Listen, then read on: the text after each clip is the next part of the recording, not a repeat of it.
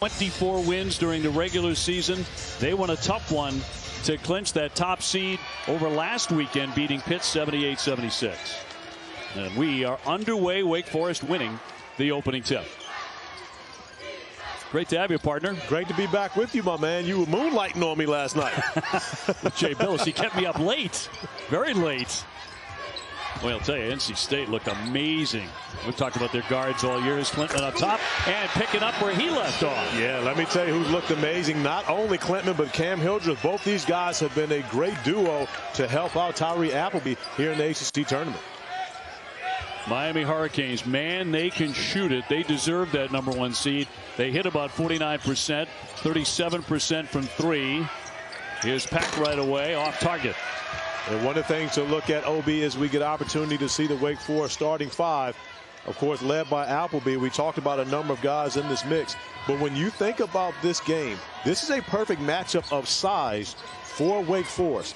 Normally teams are bigger than they are, but this one they actually have a size advantage over Miami. Well, Miami's done a great job playing despite not having a lot of size. Tipped the shot clock down to 3. Hildreth on the move. Well, that time could not make another spectacular shot like the one he made yesterday. Yeah, I haven't seen a more creative shot than the one he made to tie the game at 74s yesterday. Long working downstairs. No. Rebound tipped and controlled by Miller. The pull-up pop by Poplar. I think Wooga Poplar, my favorite name in the tournament. A whistle here in the lane. As we're just underway here in game one on a very busy day, the quarterfinals. And there's Jim Larrañaga, 39th year as head coach, 12th year at Miami. Was a Naismith Hall of Fame nominee. Took the Canes to the Elite Eight last year. There are a lot of people who feel this team is even better. And this is team 10 years removed from his first ACC tournament regular season and tournament championship. So maybe some deja vu for Coach L here in Greensboro. Appleby with a foul, by the way. North Chad O'Meara at the line, 6'7", third team All ACC, and rattles it in.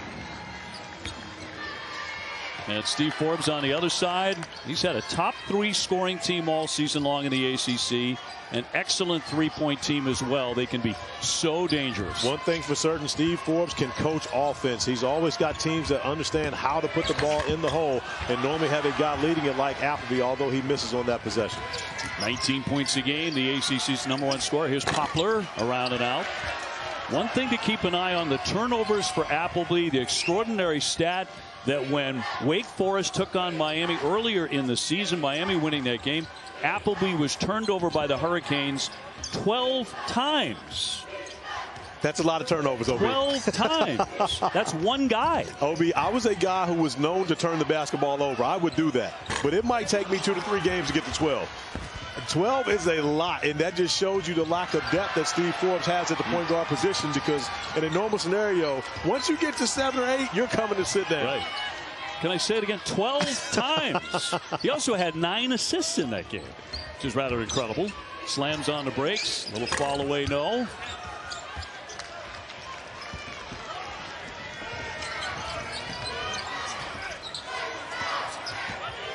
Here's Pack, who can hit that 3. Miller on the move. He can frankly do it all, but he's going to turn it over, and that's a traveling violation. Great job by Bobby Clement defensively. And we talked about the 2 X factors for these teams. One of them a freshman in Clement, the other a 5th year in Jordan Miller. Both these guys matched up against each other. Going to be a great opportunity to see the youth going up against the experience. So a chilly start for both sides. Maybe a little early for each until they get warmed up. Here's Hildreth, the 6'4" sophomore from Worthing, England. There's a real English connection here for the Demon Deacons. Shot clock down to 7. Carr underneath. Will kick it out. And Williamson, the star of yesterday's game. And a foul on the play. Now Williamson with an absolute money shot. With half a second left, there were no timeouts remaining. Joe Girard missed a chance to give Syracuse the win.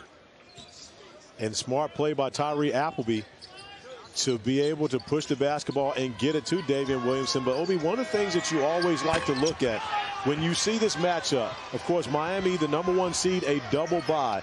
Not only did Wake Forest get an opportunity to come in and practice on this court, but they've already played a game. You would expect for them to have the advantage early, while Miami has to find a way to settle into it. Great point. Maybe need a few minutes to do that. So about 4 minutes in, total of 5 points on the board. This is two teams that can really score. Williamson denied. Miami getting up there on the iron.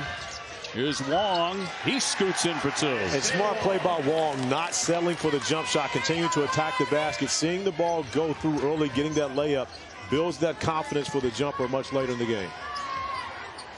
Long career against Wake, he's done really well, hasn't he? Averaging 20 points a game against the Demon Deacons.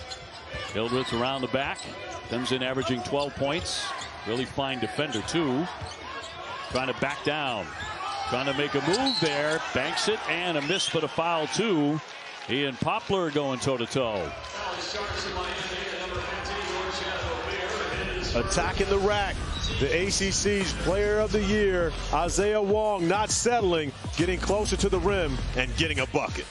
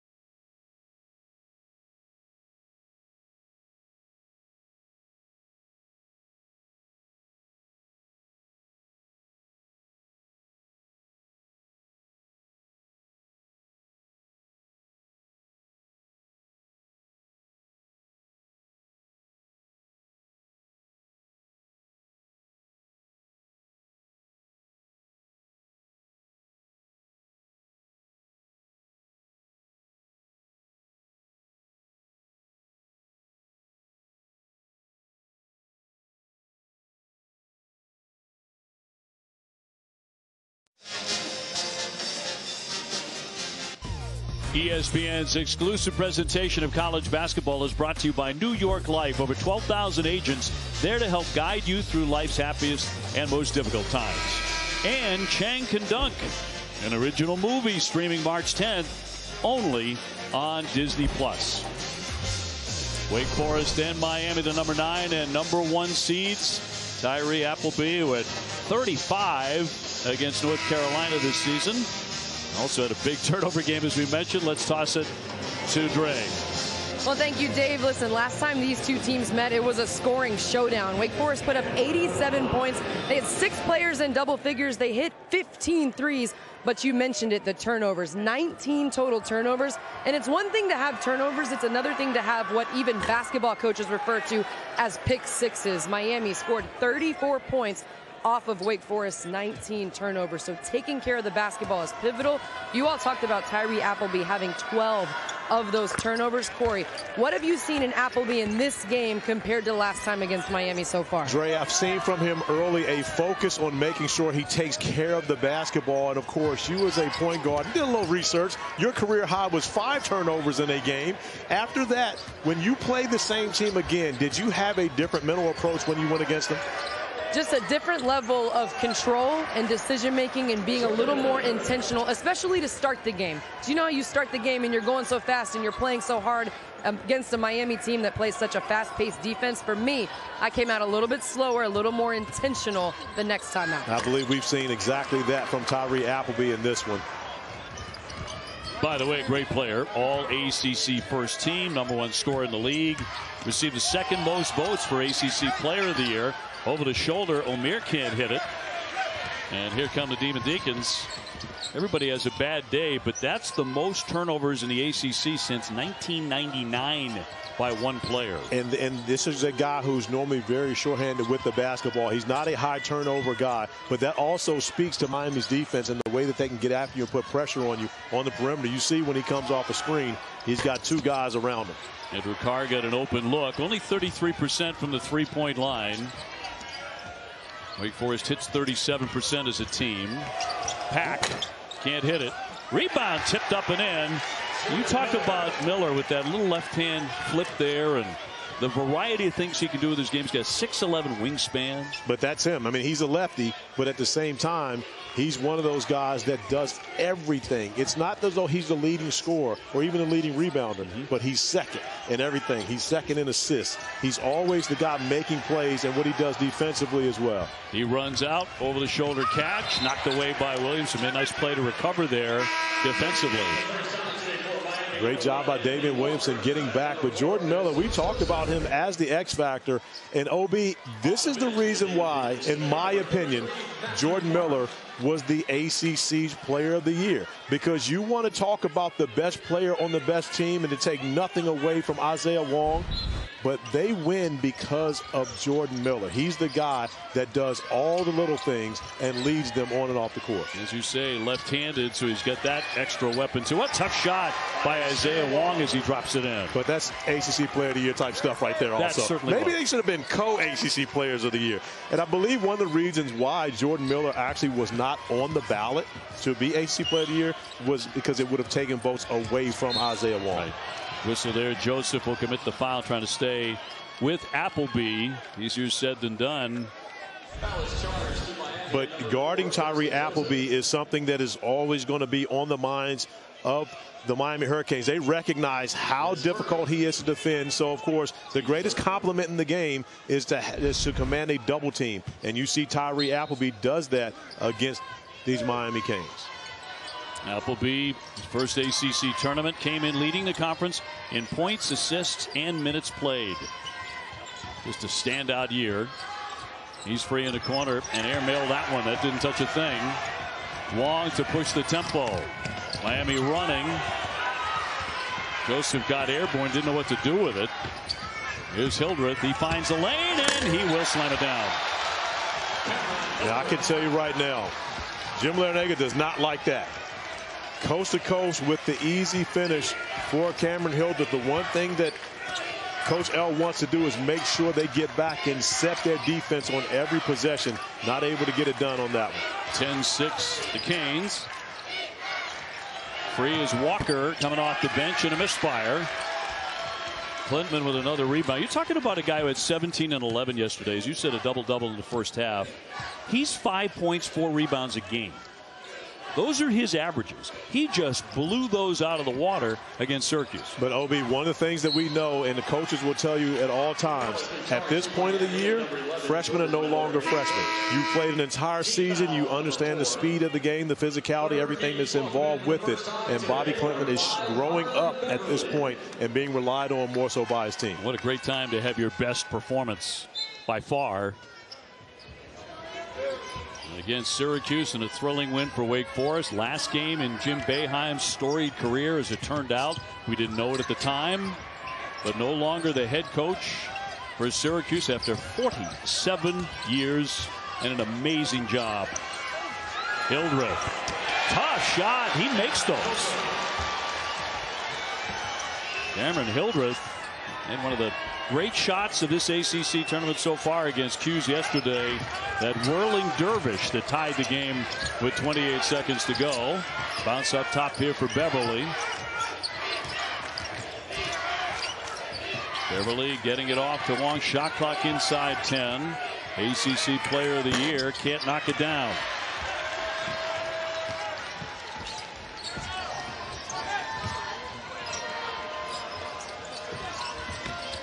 Wake trying to tie or take the lead behind Appleby. Over the shoulder and the stuff by Marsh. What a beautiful feed. And Obi, that's the first time in this game that Tyree Appleby was able to come off any type of screen action, and they did not blitz him. And Jim Larinaga not happy about that. You have to take the basketball out of his hands, not allow him to make plays for his teammates. He's going to bring Nigel Pack, the 6-footer, back. Right now, Miami remaining pretty cold from the field. 10-10 tie. Appleby against Syracuse was just 1 for 7 from 3, 4 for 13 overall, so he's yet to really warm up in the tournament. Around the horn they go, and the corner jumper won't drop for Williamson. And with 10:27 to go, it'll be right here on this end. And Tyree Appleby trying to make a special delivery. That would be an ACC tournament win, and a nice find to Marsh. And he's been delivering all over the country, starting out at Cleveland State and then moving to Florida before he makes his appearance at Winston-Salem with the Demon Deacons. Not only has his address changed, but so has the hair.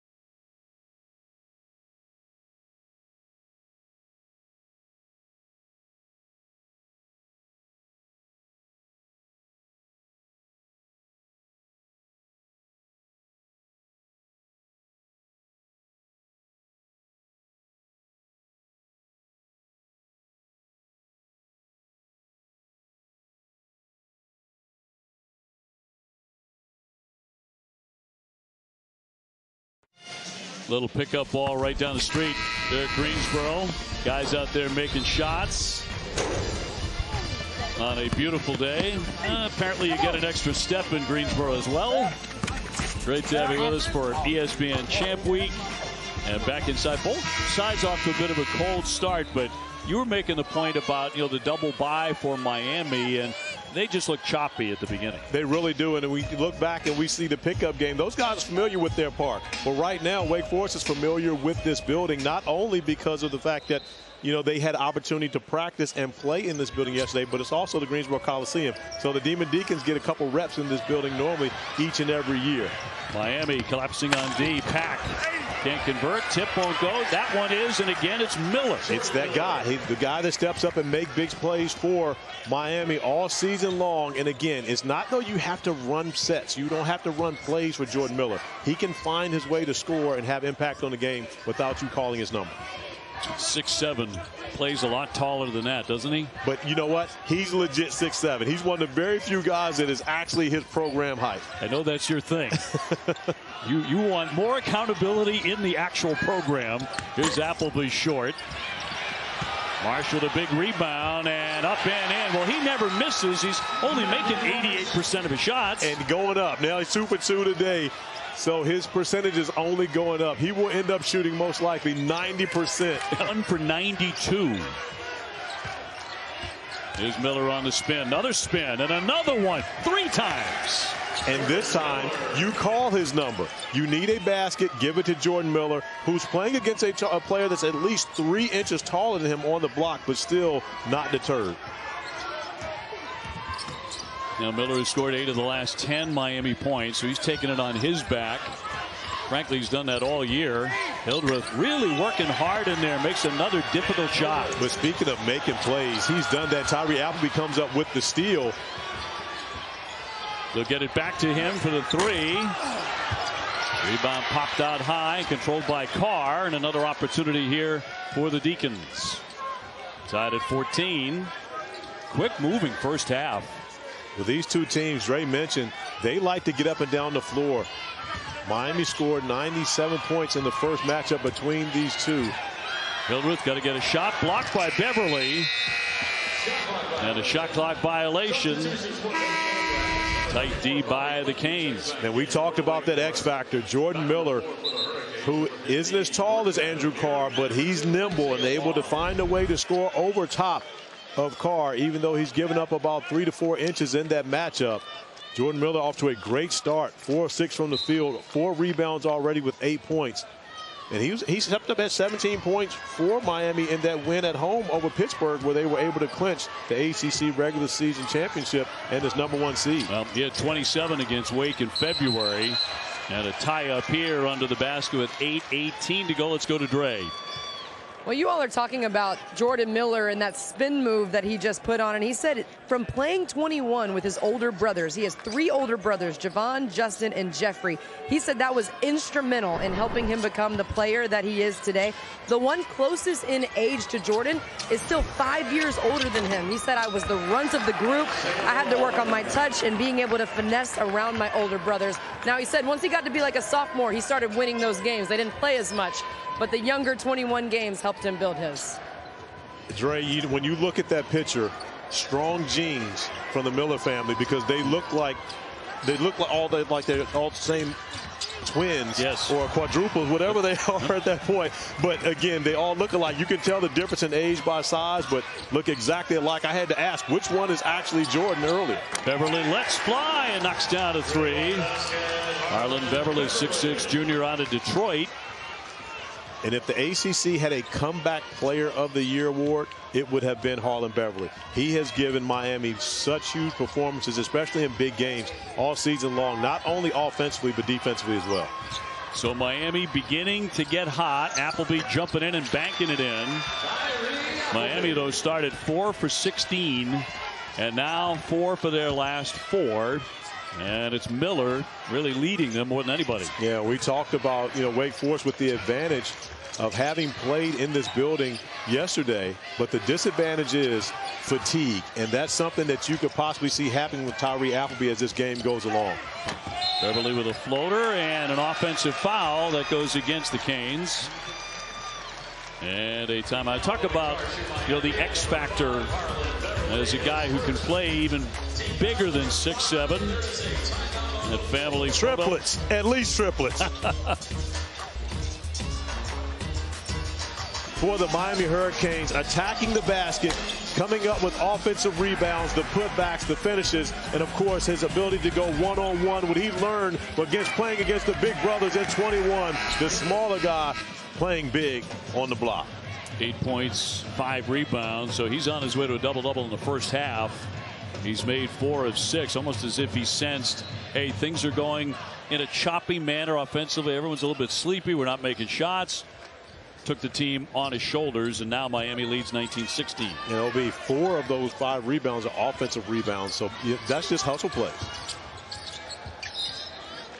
It'll be tipped on later on. We've got Duke, the number 4 seed, and Pitt, the number 5 seed, at 2:30 right here from Greensboro. Is anybody in this tournament playing better right now than the Duke Blue Devils?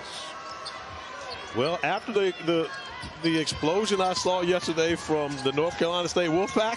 Maybe, right? Might be NC State. Coming into the tournament, no one's playing better. Appleby gets it to go. The performance by the guards, if you missed it last night, of the Wolfpack, I mean, it was incredible. They combined for 50 points, like 15 rebounds, 13 assists, 1 turnover. But the difference, the way Traquavion Smith attacked the beginning of the game, the way that he started out, shooting the 3, attacking the basket, he knows that he had been in a scoring slump, and he broke out of it in major fashion. Man, did he.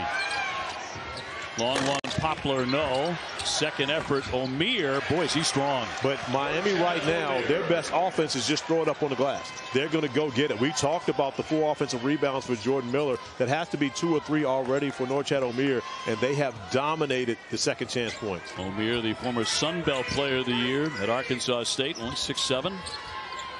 Plays bigger. The kick out for Hildreth. Shot clock down to 8.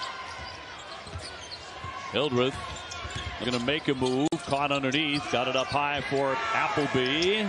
And he sticks it.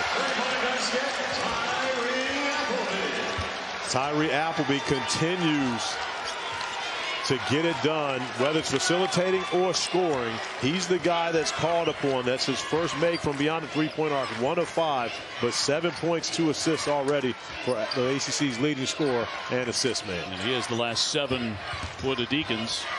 Miller with another spin and draws the contact, and he'll be headed off to the line where he makes 80%. Tyree Appleby has to have the highest usage rate of any player in the ACC, and just squaring up Nigel Pack, one of the very few guards that he has a size advantage over, and shooting over the top of Pack. Again, he made only 1 3-pointer against Syracuse yesterday.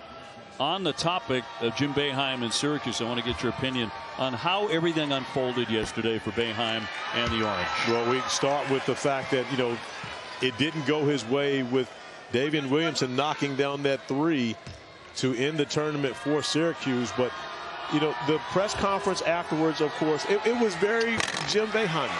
He left us guessing. He didn't want to give any absolute answers. He wants you to think about, okay, you know, I want your guys' interpretation on what it is. But the reality behind it is Jim Boeheim leaves this game as a true legend. Thankful for the opportunity that I've gotten to know him since they've been in the ACC. Watched him, of course, growing up. And I'm an ACC guy. And I know how big the North Carolina-Duke rivalry is. Not as big as the Georgetown-Syracuse rivalry was in the 80s and 90s. I'm not sure anything was, right? No, nothing was. There. Nothing was. I don't think Ohio State-Michigan football is that big. My goodness. So, again, when you look at that, I mean, I grew up making sure I tuned in to Jim Boeheim every time they were on TV. O'Meara going all the way for the stop. Nobody got in the way of the 6'7" sophomore. He went thundering home for the slam. Norchad O'Meara doing it all. And right now, Steve Forbes not happy with his team's effort. They take care of business. Norchad O'Meara from Nicaragua, the first player from Nicaragua to earn a D1 scholarship at any school. So an overseas influence certainly in this game. Absolutely. We talk about, of course, you look at just Miami's international flavor in itself. So many different guys from outside of the United States. But then you go to the other side, Wake Forest has it as well. We talked about Bobby Klintman as an X factor, reigning from Sweden, and then Hildreth and Matthew Marsh both from England. So you've got a lot of international flavor in this one. Don't see a lot of college basketball players from England, do you? That one zipped and all the way to the bench, but tipped with 4:03 to go here in the first half. Miami grabbing that 4-point lead. See the attention to detail defensively by the Canes whenever Tyree Appleby has the basketball, especially when he comes off a screen. And Jim Larinaga, of course, this team, a very good offensive team, but doesn't get the credit for how well he coaches defense. Coming off the timeout, let's go to Dre. Yeah, Dave just listened into that Wake Forest huddle, and so far they really like the pace. They want to play on their terms, execute in the half court, and not play as fast as the Hurricanes want to run. Big emphasis, though, was what they call free points. Too many offensive rebounds and too many points off of turnovers for Miami. They said we have to make them earn their points. Yeah, that's why Steve Forbes was screaming into his hands. You know, up and in for 2 more. Omier can be really tough downstairs. 14 points, 10 rebounds a game. And Steve Forbes going immediately to Matthew Marsh after seeing Norchad Omier just play bully ball with Andrew Carr on the block right there. And there's nothing Carr can do about that. That's not his fault that Norchad Omier is the strongest guy in the ACC. Carr with a spin and 2. 6'10" junior out of Westchester, Pennsylvania. But that's the way that Carr has to battle back. You've got to go at him on the other end because you're going to take this punishment defensively. You've got to make sure you make Omier play some defense. Hurricanes catching fire, and they stay hot. It's Miller again with a triple. And on top, 30-23. ACC tournament quarterfinal, the first of the day. The tournament has been downright fascinating with all the headlines.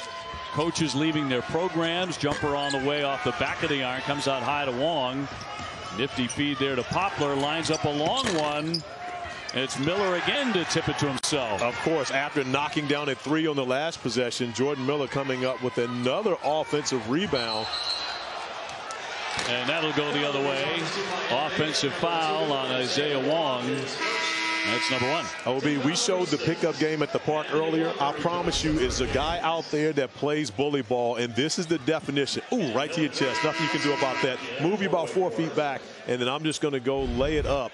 And I'm not sure if Norchad Omir's made the gesture that he's too small, a guy that's 4 inches taller than him. I'm not sure if that's what happened on the way back, but if he had, he wouldn't be wrong. He has had a really fine year for the Canes. 3rd team All ACC. Not bad for a baseball player, huh? Right. Appleby down the lane. Scoops in 2. Of course, Norchad Omir's first sport was baseball. We'll have to say that he maybe outgrew the sport, but Aaron Judge is about 6'7". in the outfield, correct? Yeah, he wasn't born. He was founded. Just absolutely astronomical. Great block there by Marsh as he denied at the 10. On the run to Williamson. Got it. He hits the triple, and here comes Wake Forest again. And we've got a timeout. Minute 38 before half, and a tight one here in Greensboro. Games, an update on those, and a preview of Pitt seeking revenge against the Duke Blue Devils, all coming up at halftime. Great to see those guys here on set as we get an opportunity to look at Tyree Appleby, first team All ACC, listed at a generous 6 feet tall, as is Daivien Williamson. This backcourt for Wake Forest, small in stature, but they're big on production, and they've been just that here this afternoon. Miller again. They're keying, and another block for Wake. Big play by Klintman. He tries to go down the lane, toe-to-toe there with Omier, and a whistle. As he hits the deck, Bobby Klintman at 6'9". And Omier will pick up number 2 with a minute 18 before the break. Norchad Omier oftentimes is penalized for flat out just being stronger than everyone else.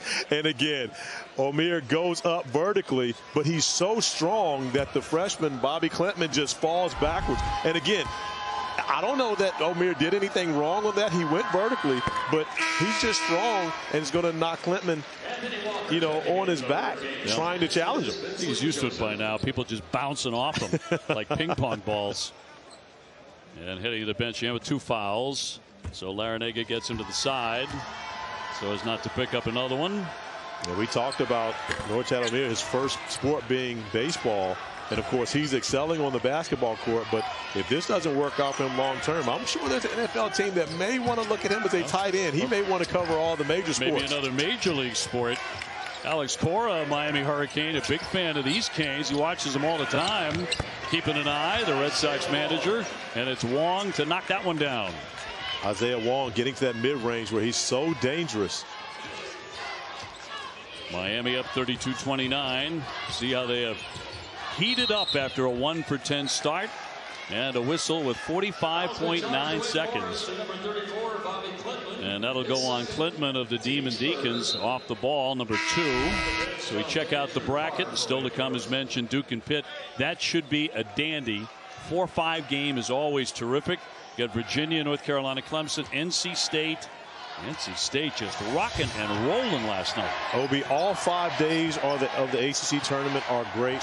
But Thursday, this is the day. This is the when day. the heavy hitters get into town and you've got teams who have earned their way to match up against them in the quarterfinals. Poplar mid-range and knocks it down.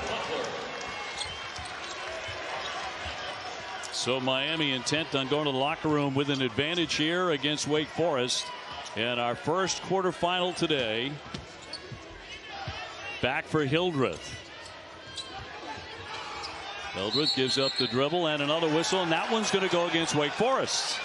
Underneath. I believe they got Tyree Appleby there trying to set a screen. And that's going to be the second foul on Appleby. You see Tyree Appleby trying to set that screen on Walker, and Appleby is a right to wonder how he got the foul on that. Looked like a wrestling match. But that's the second foul on Tyree Appleby, so he comes out of the game in a scenario where he rarely ever sits down. You talked about he leads the ACC in minutes played.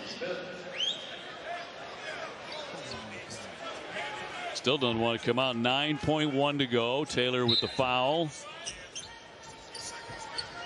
Wong with a chance to get one more shot away. Here's Miller, who's been a hot hand for the Canes. Oh, nice block by Carr. Chance for a heave by Hildreth. And knocked it down. He hit it. A 3 at the horn. Now they'll go check it. But Cameron. In bracketology right now, the Clemson Tigers and where they are, and of course the North Carolina Tar Heels moving forward later tonight. Can we put away this kind of vague notion that Pitt needs to win a couple of games here to get to the NCAA tournament? So disrespectful. That's all I can say about it. It's been disrespectful all year. Pitt, Clemson have been the most disrespected teams in college basketball this season. Well, 34-29 underway in the second half. Miami, the top seed, looking for their 25th win of the season. Poplar with a fall-away shot and connects. That's a tough bucket right there. Wiggle Poplar has become the other guy for the Hurricanes. We come in talking about the fact that they have 4 guys that average over 13 points per game for them. Wiggle Poplar made 6 3-pointers in that, clinching win over Miami. He's becoming much more of an offensive threat. Wuga's legal name is Nicene, but he prefers the nickname that his grandma gave him. Wake Forest able to get in close. 36-31. Grandma called him Wooga. I'm going to call him Wooga. That's simply the way it goes. That's what he goes by. Good shooting range. Thought about the 3 there. Up top for the ACC Player of the Year, Isaiah Wong. 16 points, 4 assists a game.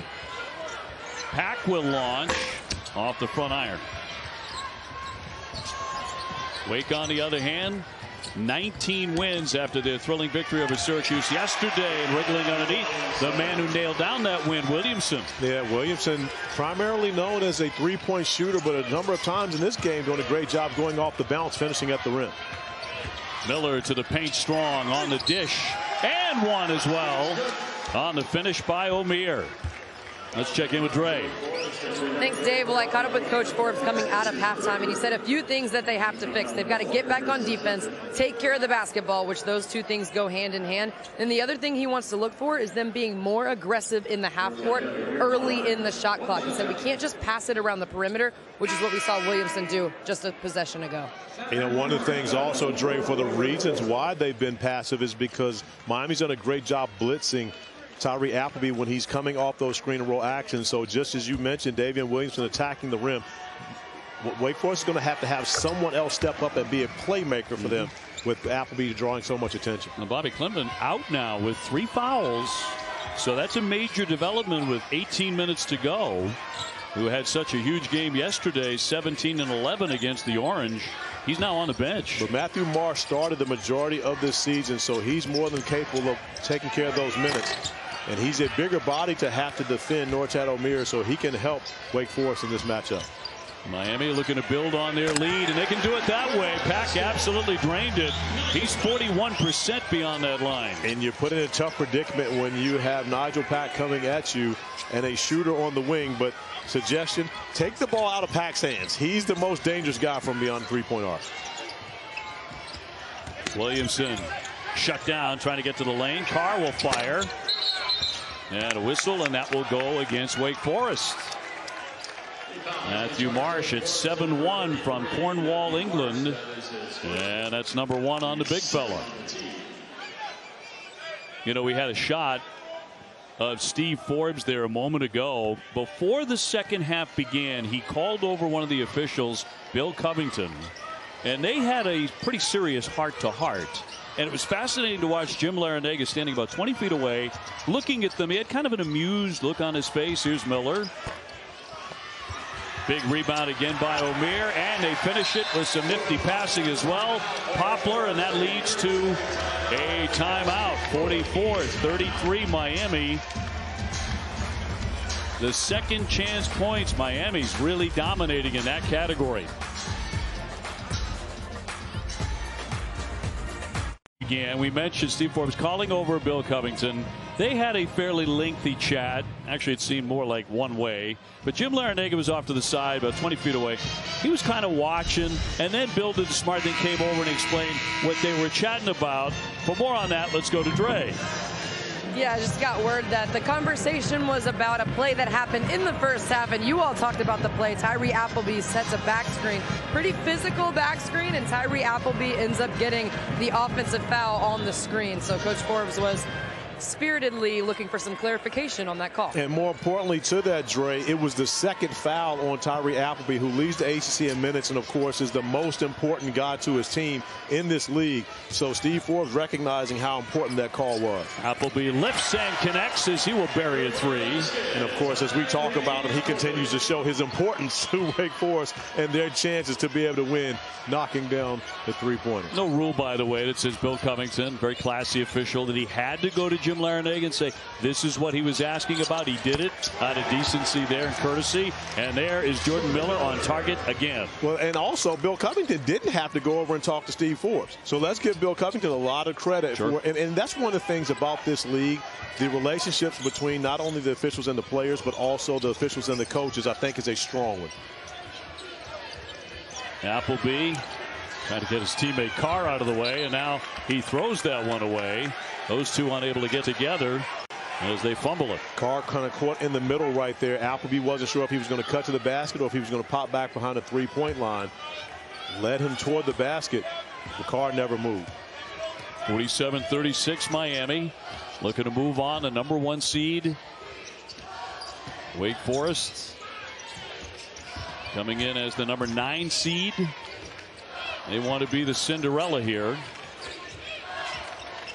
Wong on the dribble, pulls up and pops. Yes, sir. He's so good in the mid-range, and that's one of the things about Isaiah Wong, his ability to go create shots. When you look at, everyone else for Miami, they have a lot of guys who play well in their roles, but you can put the basketball in Isaiah Wong's hands, and what we like to say on the playground, he can go get one. Williamson slams on the brakes, and down it goes.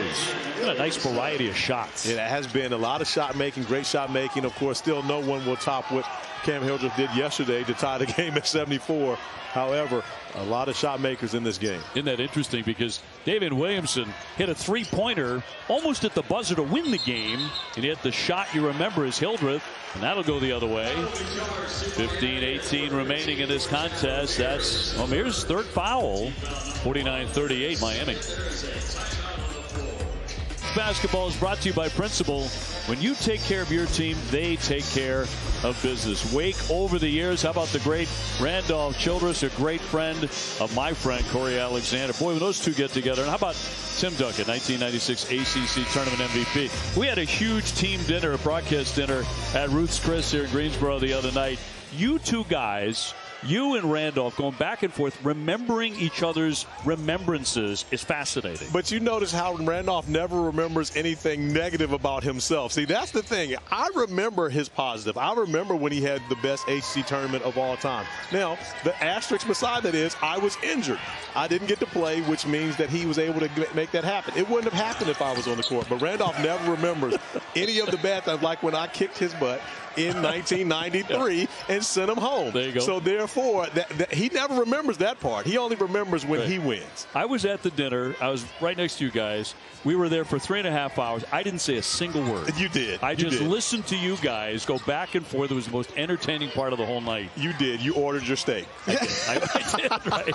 Got that in. Joseph went for the scoop, and it's going to be knocked away.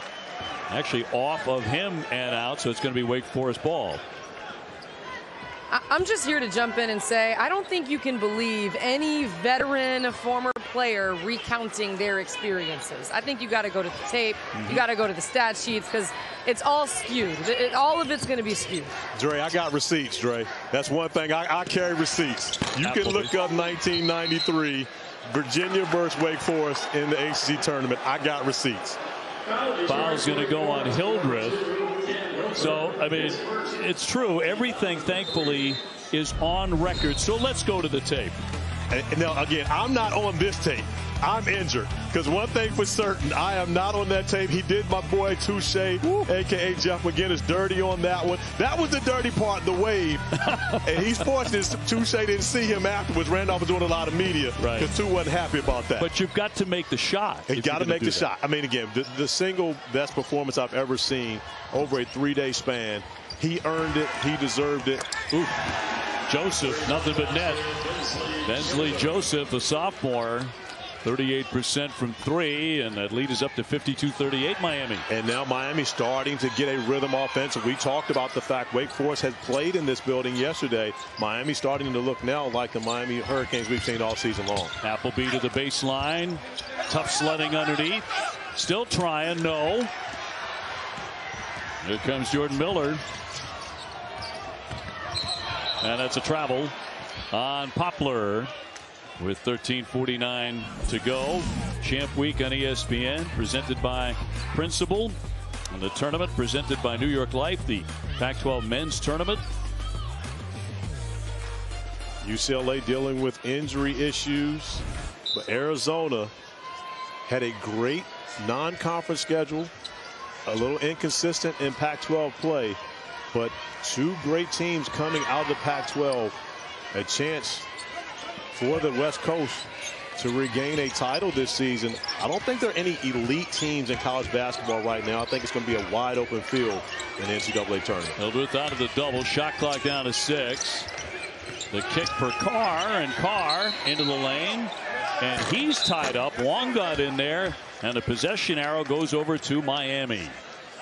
And Obi, while we have a chance, I want to send out our thoughts and prayers to Bill Self. Hopefully we see him back on the sideline soon, and wishing for a speedy recovery. Indeed. Scary news there. Coach Self. Miami the top seed, Wake Forest the number 9. And Miami beginning to look like the number 1 seed here in the second half. Isaiah Wong, ACC Player of the Year. Now this is a mismatch right here. Tough for Carr to be able to stay in front of this guy. Here's the 3. Oh yes. That's like Christmas morning. That's like walking down the stairs seeing the tree. Like, I got a brand new toy. I know it. When you get a big guy on you trying to guard you on the perimeter like that, Isaiah Wong's eyes just light up.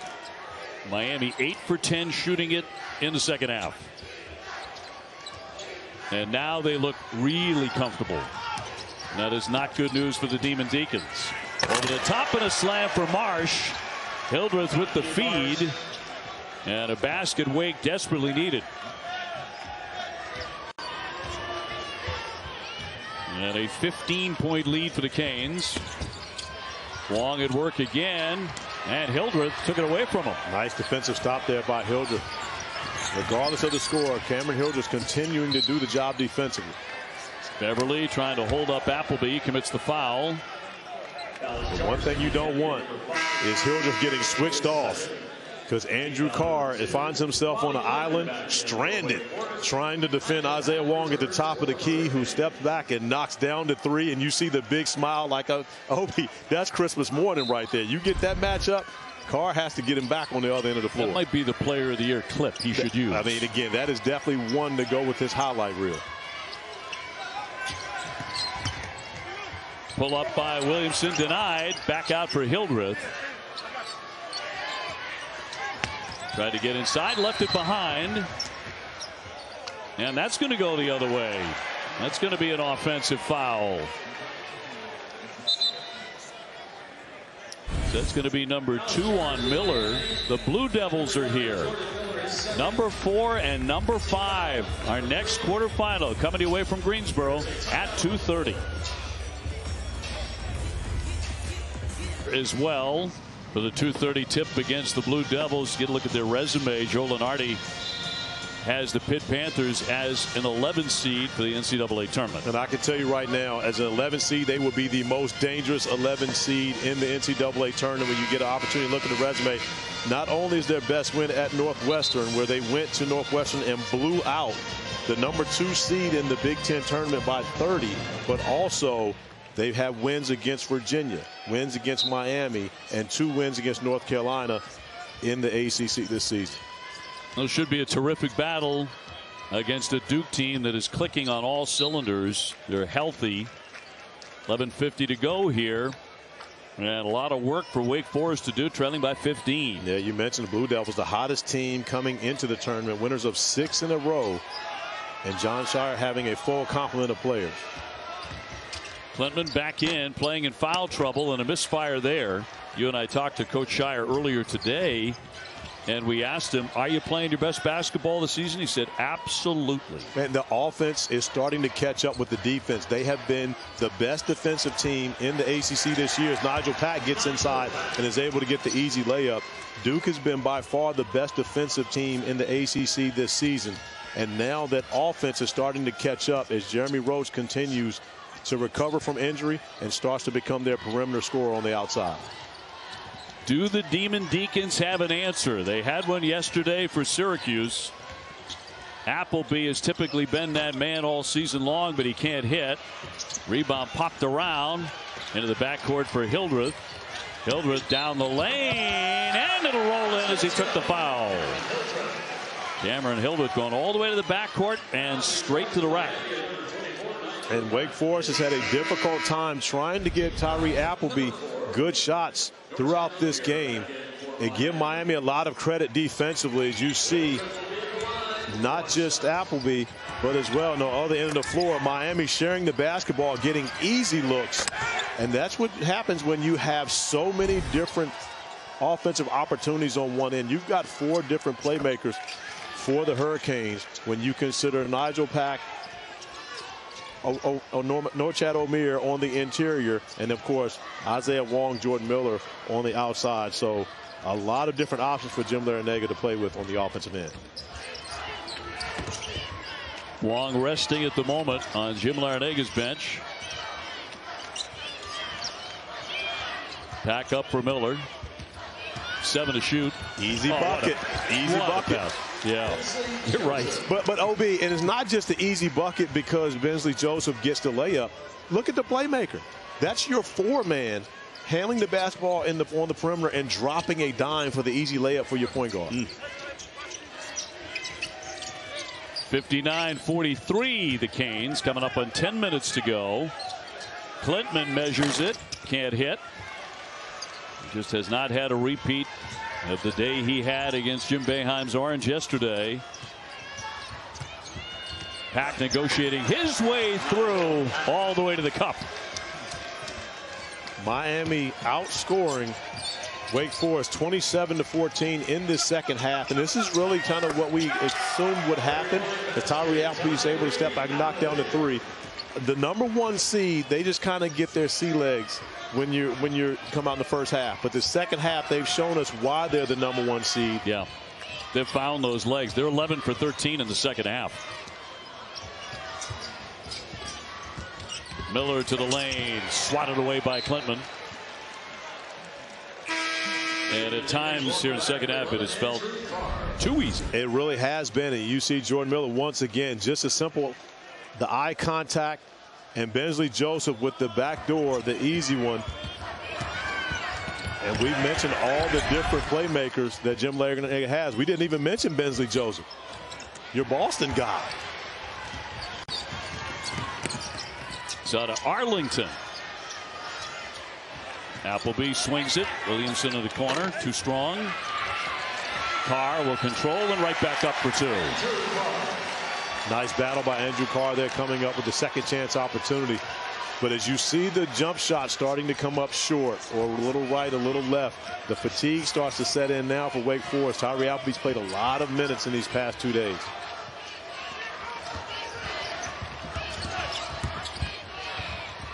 Beverly left open to fire. Appleby, a one-man fast break, backs away for three. And that's just a tough shot. I mean, that's a tough shot on a fast break, where one you maybe want to consider attacking the rim. Joseph short. It'll go the other way. Miami thought they had it, but it'll be Wake Forest ball with 8:15 to go. 61-48 the Canes.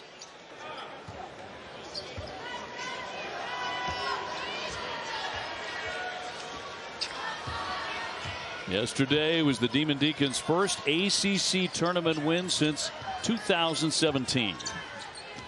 And a great victory against Syracuse to eliminate the Orange. The last game in a legendary career for Jim Boeheim, as it turned out. Klintman no. Pack lays it up, and a foul, a whistle there as Wong on the pass went for the dunk. 7:53 to go. Appleby with his third foul. Just under 8 minutes to go. Our quarterfinal rolls on. Next one coming up at 2:30 today. Inside to play. OB, we're going to take it way back. Five-star basketball camp, Station 13, where they showed you the effect of a shot fake. You see not just one, not two, but 3 shot fakes to get an open look for Daivien Williamson in the corner, unable to finish it. But because of the shot fakes, all Miami defenders are out of position, allowing Andrew Carr to come up with the offensive rebound, the easy putback. Garf would be proud after watching that. So a big teaching point in those camps. Absolutely, right there. That Station 13 was the optional station when you went to five-star basketball camps back in the day, but it wasn't optional for everyone. If you were one of the stars and you didn't show up, Garf would have a nice talking to with you much later. Howard Garfinkel, legend in his time. Miller going up strong. No. Klintman there for the rebound, and Wake Forest needs to make something happen quickly. Corey, when we're talking shot fake, most important key to a shot fake: hands, eyes, feet. Dre, I'm going with all of the above. You have to sell it as though you're actually going to shoot the basketball. The eyes have to go up. The ball has to move in an upward trajectory, and you have to have your feet squared before anyone's going to believe you're actually going to take that shot. And speaking of taking that shot, we have seen Daivien Williamson taking his shots at the rim and finishing, and this time amongst the trees, the contact and one. The huge shot yesterday, 17 points against Syracuse. A little shaken up here, but outstanding at the foul line at 89%. He has 11 so far. And 9 of those come in the second half, and Carr wins it back with the hustle. And Wake Forest isn't going to go away. We saw this team come back yesterday and end up getting a huge win. So right now, as this game gets closer to the end, if they can continue to maintain their legs, they can make it a close one at the end. 5 to get off a shot. A swing for Williamson. He goes in quickly, but no. And the shot clock went off there. Yes, that basketball hit the rim, so that shot clock shouldn't have gone off. But play stopped. Justin Porterfield going over to the monitor, getting together with Covington and Steins now. Take a look at Duke coming in. And the Nothing But Net crew will be back tonight at 11:30 Eastern after Clemson NC State to break down all 4 quarterfinal games here at the New York Life ACC Tournament. Post-game interviews and a look ahead at tomorrow's semifinals over on ACC Network and the ESPN app. And this is such the part that you love about the ACC tournament. You've got guys coming in, they're watching other teams' game, they're using every inch of the arena. You've got your stretch lines, you've got your time to be able to sit down and stretch in the hallways, etc. But you're doing it almost is like a super high level AAU tournament. You've got everybody in the building, everybody's watching. We've had our Nothing But Net crew mentioned. Booz is already here. Joe Barry's already here. Kelsey's already here. They're here checking out the action in person so they can make sure they're up to date on it this evening. Now the officials still over at the monitor, over at the scoring table. Look at that, Obi. You got Duke and Pittsburgh right there in the same hallway. These guys are about to go out here and go at it like they can't stand each other. But right now, they're 5 feet apart from each other.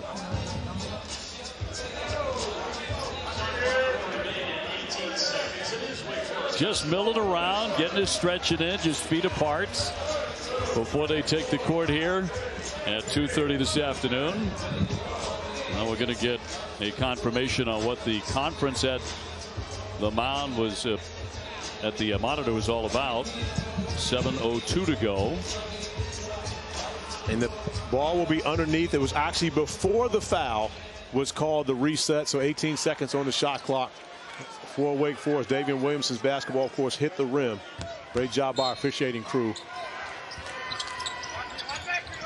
So Wake to put it in. Under 7 to play. Carr spinning. Put it on the deck, and there's a foul. Isaiah Wong will get number 2.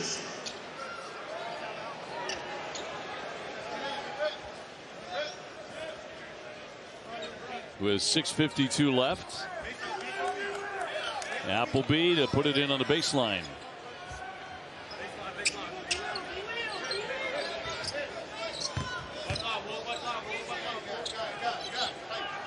Bill Covington have a quick conversation with Cam Hilder, Ruger Poplar. Love it. I love the fact that he let them know, hey, next time it happens, I'm putting a foul on you. But he doesn't right then and there, gives them opportunity to clean it up on their own.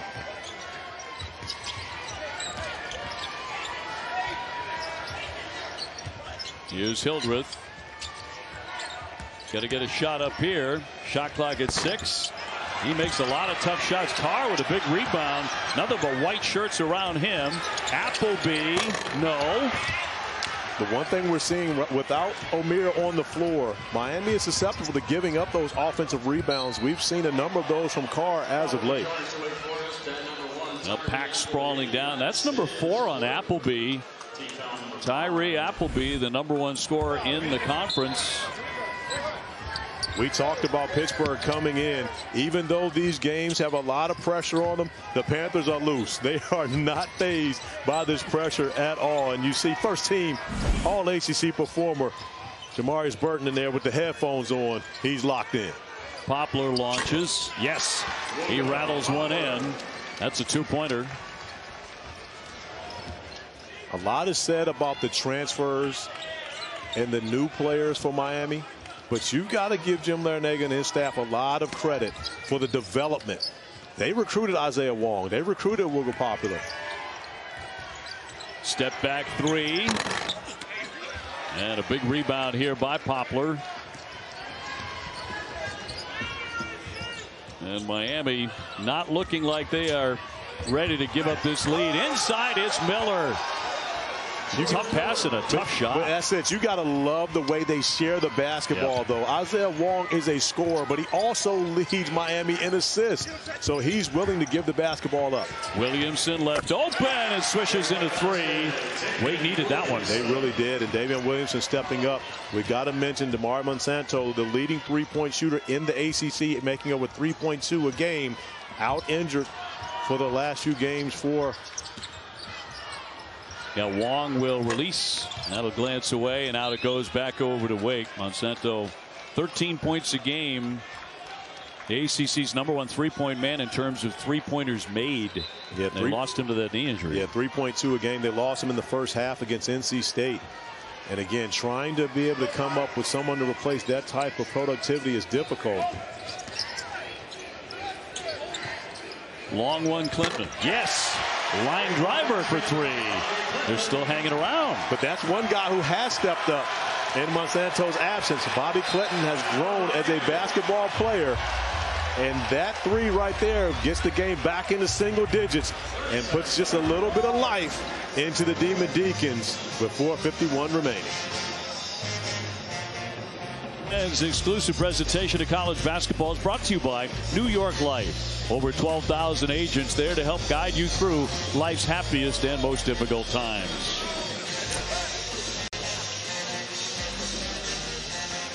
Getting some running in, the sprinting in the hallway. Not an easy thing to do when you're that size. No, not in that small hallway. Can't get up to full speed. Maybe you get into second gear, but after that, you better go ahead and hit that clutch. You do not want to run into a wall. Well, Steve Forbes' team hanging in there. 65-56. So Miami takes the timeout. And Jim Larinaga gets Norchad Omier back on the floor, recognizing his importance. He gets a touch, going up strong, rejected by Klintman. And Klintman has done the job defensively as well. I believe that's at least his fourth shot blocked in this game. Appleby flipping it up. He hits the deck, but he gets hit. And Nigel Pack, he went down holding on to his arm. Pack will get his third foul with 4:28 to go. Yeah, we'll see if he can continue. Both guys holding on to their arms. Appleby's got to go to the line where he's 82%. Appleby received the second most votes for ACC Player of the Year, which went to Miami's Isaiah Wong this year. And of course, Appleby and Daivien Williamson, Cam Hildreth making up one of the better backcourts in the ACC, as do Nigel Pack, Isaiah Wong, Wooga Popular. And when you look at the matchups that we have in these quarterfinals, the backcourts are going to tell the story. We talked about NC State with Jarkel Joyner, Jaquavion Smith, and of course Casey Morsell. But does Virginia have the best backcourt when you consider Kihei Clark, Reese Beekman, the Defensive Player of the Year? Boy, rock solid. And Armand Franklin, the leading scorer. So it's going to come down to the backcourts, in my opinion, and who walks away with that ACC tournament trophy. But totally. You look at Tyree Appleby's season. I mean, he's been special. Now Wake Forest just down the road. Their fans urging the Demon Deacons with 4 minutes to go. Pack stepping back, can't drain it. Battle for the rebound. It comes to Hildreth. This could get real interesting. Oh, he got a step to him, though, OB. You saw Cam Hildreth coming down. He had a little bounce in his step on that one. He knew he was going to the rim and challenging Wooga Popular. And we'll have 2 free throws when we return. Corey, listen, me versus you on an empty court might look similar to what we're seeing right here in this matchup. You'd probably have a lot of offensive firepower, especially after you got warmed up like Miami. But like Wake, I'd have some good fight for you. Dre, I would agree with you having a lot of good fight for me, but my offensive power went away a long time ago when arthritis set in his right hip, which means I'm not moving at all. If I can't move you with a jab, I'm not going anywhere. You're too good of a defender for me to get loose on right now. I was thinking that when you were on the treadmill this morning. By the way, why does nobody ever pick me? I'm just sitting over here, and I don't have an arthritic hip. I feel great. I picked you the other day. I said, be you, Joel Berry, Luke Hancock, and Booze. Right. We can win some games. We can win some games. I'll put you on the squad. Just don't pass to O'Brien, and we're fine. Dave, it's because we didn't see you in the gym this morning. That's why. Right. Thanks for rubbing that one in. You guys were there, I know. Along with everybody else on our crew. Well, a 15-4 run and an 8-0 run for Wake Forest. And they are in the game at 65-58. And give Wake Forest a lot of credit. No give, but important free throw missed on that last possession. Again, you need every point that you can get on this end simply because it's going to be difficult to stop Miami on this end. Nigel Pack with a terrific shot going up and over the trees. 67-58. Not many foul shots for Miami. Appleby turns a long one. Yes! A three-pointer. Wow. 6-point game, OB. 3 minutes remaining. An eternity in a college basketball game. And all of a sudden, when we question Wake Forest's legs, they've got some juice back in this building. Back with the flip pass and a dunk by O'Meara. Hildreth quickly to the other end. Got to look out for number one. That's what they're trying to do. Pack with the foul. Appleby so dangerous. And we wondered how much energy Tyree Appleby would have late game simply because he plays so many minutes, and he answers that question with more than enough on the move, raising up, knocking down a huge three-pointer. That release is lightning quick. It is. He's not a big guard, but he's got elevation on his shot, allows him to shoot over top of taller players. So he's back to the line, 69-61. Demon Deacon surging here at the right time. We said it about 4 minutes ago. They needed to make a move. They did. They absolutely did. And now they find themselves in striking distance right now. Can they get some stops on the other end of the floor will determine whether or not they can make this a close game at the end. Makes 1 of 2, but they get the rebound. Back to Appleby. 19 a game for him. Slicing, rejected by O'Meara. He said, no, sir. At 6'7", Norchad O'Meara plays as though he's 7 feet. I mean, again, we talk about his strength, but just plays like that, you would never realize that he's undersized as far as height on the interior. Look at the difference between these two guys. And again, he's about 3 inches shorter. He's got 3 inches of hair. Foul there before the inbounds. And that's going to go against Pack. And that's number 5. He's fouled out. Huge loss for Miami. We've seen Pack step up and make a number of big buckets for them down the stretch. And now playing without their starting point guard. Now, Bensley Joseph more than capable of stepping in. He finishes a lot of games for Jim Larinaga, but he normally finishes those games alongside Nigel Pack. Having to replace him here, a big moment for the sophomore. Pack's 13 points a game. Last time Miami knocked off Wake Forest, he had 24 points in that game. He is done for the afternoon. Appleby missing now. Doesn't miss many. He's missed 2 straight now. And Wake Forest 6 of 13 from the free throw line in this game. And of course, oftentimes when you lose games, you go back and look at what happened. Normally it's turnovers, offensive rebounds you give up, and missed free throws. Made number 2, 69-63.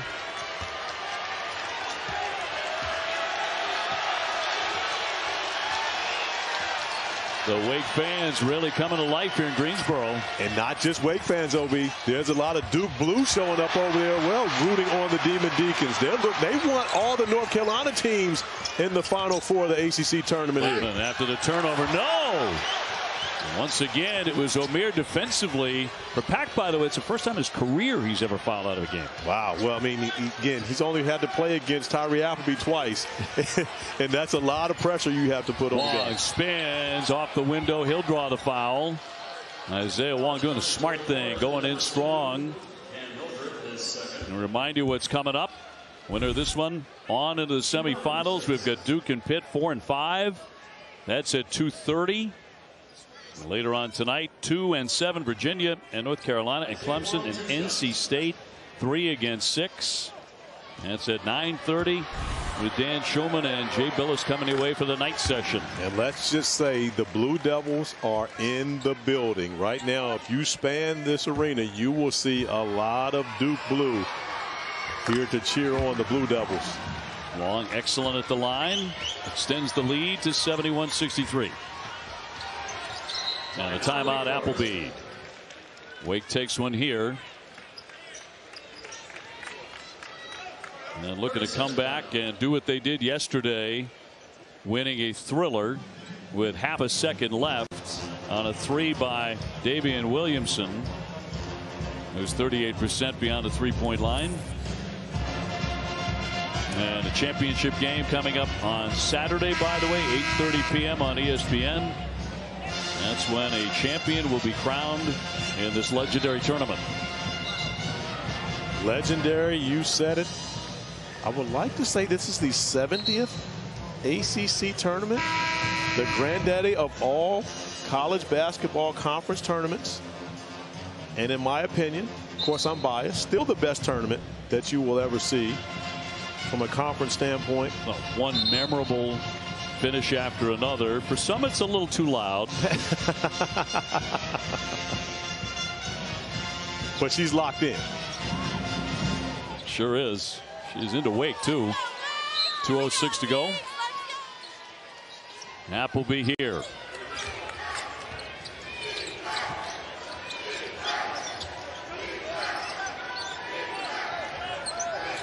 Tyree Appleby. Back for Klintman. 10 to get off a shot. He gives up the dribble. Appleby with 5 to shoot. Carr will launch it. Got a good look.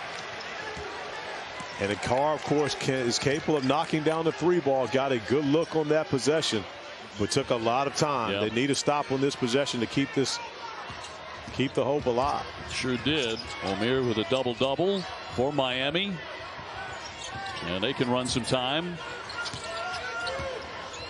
Wong so reliable with the basketball in his hands. Omier backing into the paint and left that one short. Rebound tip controlled by Carr. Williamson wants to push. A whirling dervish in the lane. That may have hit the backboard first. Steve Forbes wants a goaltend. Hildreth swishes it in. Good thing he didn't get the goaltend because they got the 3 instead. Steve Forbes having a conversation with Justin Porterfield right now. But if I'm Steve Forbes, I'll keep the 3 instead of the 2. Boy, his team is boarded in the second half. And Hildreth in the clutch. Is Wake Forest going to do it again? Tremendous recovery here. And again, on the offensive glass, they have out-rebounded Miami 10-2 in the second half. Yeah, it's been a tale of 2 different halves for these teams, especially on the glass. Steve Forbes got across to his team exactly what they needed to do to make this a game during that halftime conversation that they've been able to come out and execute. 59.5 seconds. Jim Laranaga's team several times here in the second half has threatened to put this game away, but Wake has refused to let them do it. Now, I want to say that Miami at one point had an 18-point lead here in this second half, so give Wake Forest a lot of credit, cutting it down to 5 right now. But defensively, can they get a stop? Trailing by 18 with 9:51 remaining. So in the last 9 minutes, they've been able to cut that lead down 13 points. Still down 5, needing a stop on this possession to keep it going. And of course, we're talking about the #1 seed in the tournament. Getting nervous now, the Miami Hurricanes. And the #1 seed playing without Nigel Pack, who fouled out of this game. So not only do you look at Pack as a shot maker, but also a free throw maker down the stretch. One of the guys, when you're going to get fouled, who's able to handle the basketball and take care of business at the line. So here we go. Last minute of play. At least in regulation. 71-66. Steve Forbes coming off the timeout. Demon Deacons trying to win for the 20th time.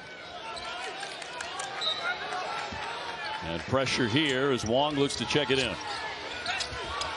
He does for Miller. He's doubled up and gets a timeout. That is a great trap. Great possession. The timeout will reset the shot clock, so you still have 10 seconds to be able to get it across half court, but it will be a dead spot. You cannot run on the throw in now, which gives you a few more options for Wake Forest with your trap. 71-66. Miami had trouble getting free underneath there. This is the wingspan. This is what you're looking for from a defender on the basketball, and more importantly, in a trap. You see the trap once again. Bobby Clinton getting over and just taking up so much space. Great job by Wake Forest utilizing that press to be able to get the timeout call, and more importantly, to put that pressure on Miami to handle the basketball in the backcourt. Traps like that normally cause turnovers. So Miami has one timeout remaining. Wake is out of timeouts. Hurricanes basketball. Canes have the reliability of Isaiah Wong and Jordan Miller. Remember, Wong cannot run on this inbounds pass. He has to stay in that spot, which makes that wingspan even more valuable. Miller back for Wong, gets it across midcourt. He's going to pull up and hit the shot. Smart play by Isaiah Wong, taking that bucket in comparison to try to pulling it out and putting the pressure on the free throws. A great effort to try and steal it by Joseph, but it's back over to Appleby. Here's Hildreth. Appleby unable to get off one shot, trying that one, hits it, a three-pointer. Acrobatic triple, 73-69. Miller pressured. That's the foul. That's the guy you want to foul. Great job by Andrew Carr recognizing when Norchad Omier catch that basketball, he's the guy you want to put on the line for Miami. And you see Tyree Appleby, he's done it all afternoon long, stepping up, making big shots. The three-pointer, as you mentioned, acrobatic, but it's still good. And to your point, Omier just a 71% foul shooter. Nothing awful about that. But the other guys are 83, 87, 89. And a lot of iron, but he drops it in with 33 seconds to go. And the Canes at the U trying to play their way to semifinals. 14-10 for him. He gets one of two. Up ahead, Appleby. Another one coming. Too strong. Miller cradling the rebound, and they are going to foul him with 22.6. Tyree Appleby got another great look, unable to knock that one down, but got a great look. The nice kick ahead pass from Cameron Hildreth, but still 22.6 down 5. A lot of time left remaining in this game. Miami's going to have to take care of their business at the free throw line. Wake Forest can afford for Miami to split when they get there. 1-1 here for Miller. 80% at the foul line for the year, and misfires. Appleby on the drive. That one tipped high out for Clinton. Down to 11. Here's Williamson, a star yesterday. Can't get a shot away. Hildreth off the fake, a three, hits it with 3.3 to go. A 2-point game. The inbound for Poplar, they're going to foul him. With 2 seconds to go, Appleby has fouled out. But you got the shot you wanted. The only problem, it took so long to get it. Now with only 2 seconds remaining, this game can be sealed at the free throw line. If Miami's able to step up and knock down both of them, a 4-point game can end it. And again, knocking down the three was huge for Wake Forest. And Tyree Appleby fouling out of this game gave it everything he had. 24 points for the first team All ACC performer. Man, did he hit some big shots. He hit big shots. He made big plays. He did everything Steve Forbes and the Wake Forest Demon Deacons could have asked of him throughout this game. So they added a little more time. 2.7. 74-72. Miami looking to hang on and play their way into the semifinals here at the ACC tournament. What a comeback for Wake. Valiant effort from the Demon Deacons, and it's not over yet. 2.7 seconds remaining. A miss at the free throw line gets them an opportunity for a tie. Wooga Poplar has not attempted a foul shot, but he's 89% at the line. Has not tried one yet today. 2.7 seconds to go. And it's in and out. His car. Up ahead, Williamson to heave. And that's the ball game.